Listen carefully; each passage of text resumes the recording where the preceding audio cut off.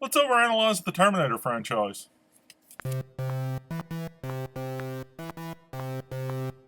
The Terminator is a 1984 film directed by James Cameron and starring Arnold Schwarzenegger and Linda Hamilton, in which a cyborg from the year 2029 comes back in time to the year 1984 to kill Sarah Connor.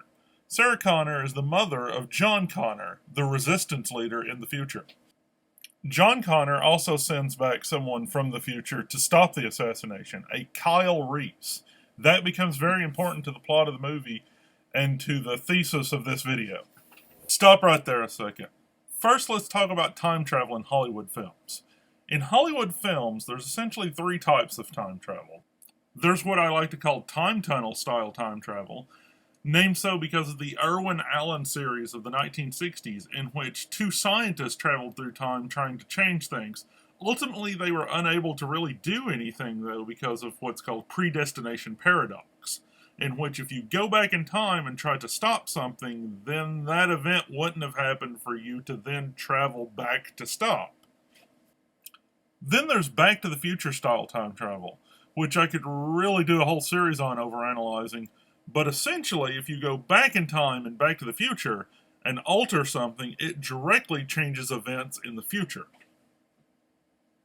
And that brings us back to Terminator style time travel. In Terminator, we see time travel realized in a way in which if you go back in time, you are not in the past of the events that you're from. You're in an alternate past so that you can do anything, really, and then it is not realized in your future. It's realized in an alternate future, an alternate timeline in which the events that you change play out. Author Rene Bachevelle proposed an idea called the grandfather paradox. In the grandfather paradox, if you go back in time and eliminate your grandfather before your parents were born, then you won't exist to go back in time and kill your grandfather. So let's take this idea and apply it to the three ideas of time travel from Hollywood films. So in the time tunnel, if you go back in time, you won't be able to kill your own grandfather because of predestination paradox, because you come back in time. So you can't go back in time and eliminate your grandfather to prevent you from going back in time. In Back to the Future, if you go back in time, you can completely kill your grandfather. But the problem created is that creates a paradox in which the universe destroys itself because now you've eliminated yourself from existing, so you can't go back in time and kill your grandfather. So then your grandfather isn't killed. So then your grandfather has you, and you can go back in time. And the universe can't resolve that in one timeline and destroys itself. Which brings us back to Terminator. In the Terminator franchise, you can go back in time and kill your own grandfather. It doesn't matter. Because in the Terminator, you go back in time and visit an alternate timeline to begin with. So it's not really your grandfather. So you can kill him, and then only the alternate you from that future ceases to exist. So you're still fine with doing whatever you want in time travel.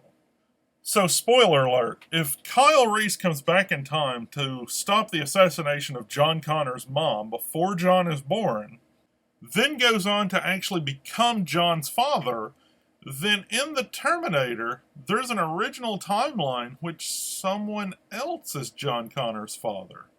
Because in that original timeline, John Connor had to have been born to send Kyle Reese back to create the events of the first movie. So there is implied a first film that was never shot or even considered that John Connor had to have been birthed by Sarah Connor by a different father altogether before the machines even came back and tried to kill Sarah Connor.